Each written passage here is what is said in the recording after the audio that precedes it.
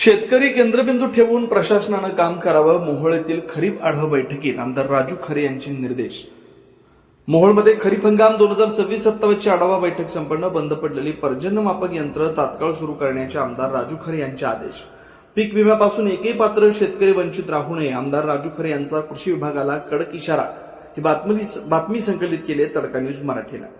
कृषी विभाग मोहोळच्या वतीनं कृषी विज्ञान केंद्र इथं 26-27 च्या खरीप हंगामाची पूर्वतयारी आणि नियोजनाचा आढावा घेण्यासाठी विशेष बैठक आयोजित करण्यात आली होती. या बैठकीत आमदार राजू खरे यांनी उपस्थितीत प्रथम क्रांतीसूर्य महात्मा ज्योतिबा फुले यांच्या प्रतिमेला आमदार राजू खरे यांच्या हस्ते पुष्पहार अर्पण. आमदार राजू खरे यांचा कृषी विभागाच्या वतीनं शाल श्रीफळ हार घालून सत्कार. आगामी हंगामासाठी प्रशासकीय यंत्रणेला महत्वपूर्ण सूचना दिल्या. शेतकरी हा देशाचा पोशिंदा आहे आणि त्याला अडचणीच्या काळात आधार देणं हे आपलं प्रथम कर्तव्य आहे, असं प्रतिपादन त्यांनी यावेळी केलं. बंद पडलेली यंत्रणा तात्काळ कार्यान्वित करा. गेल्या काही काळात झालेल्या अतिवृष्टीमुळे शेतकऱ्यांच्या अतोनात नुकसान झालंय. या नुकसानीचा अचूक अंदाज येण्यासाठी पर्जन्यमान मोजणारी यंत्र सुस्थितीत असणं गरजेचं आहे. मात्र अनेक ठिकाणी ही यंत्र बंद असल्याचं निदर्शनास येताच आमदार राजू खरे यांनी संबंधित अधिकाऱ्यांची कानउघाडणी केली व ही यंत्र तातडीने दुरुस्त करून सुरू करण्याचे स्पष्ट आदेश दिले.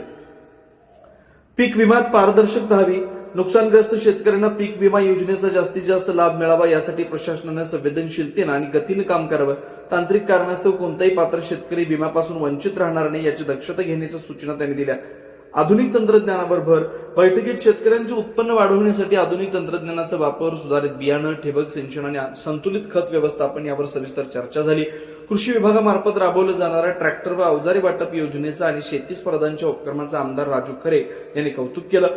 यामुळे ग्रामीण अर्थव्यवस्थेला निश्चितच बळकटी मिळेल असा विश्वास आमदार राजू खरे यांनी व्यक्त केला. याप्रसंगी श्रीमती काजल म्हात्रे यांनी संतुलित खत व्यवस्थापन या विषयावर तांत्रिक मार्गदर्शन केलं. कृषी विज्ञान केंद्राचे कार्यक्रम समन्वयक तानाजी वळकुंडे, मोहोळचे तालुका कृषी अधिकारी हर्षद दिगडे, उत्तर सोलापूरचे तालुका कृषी अधिकारी रामचंद्र माळी यांनी विभागातर्फे राबवल्या जाणाऱ्या योजनांची माहिती दिली. या बैठकीला मोहोळ तालुक्यातील प्रगतशील शेतकरी, कृषी सहाय्यक, मंडल कृषी अधिकारी आणि कर्मचारी मोठ्या संख्येने उपस्थित होते. शेतकरी हितासाठी शासन आणि प्रशासन खंबीरपणे पाठीशी उभा असल्याचा निर्धार आमदार राजू खरे यांनी यावेळी व्यक्त केला.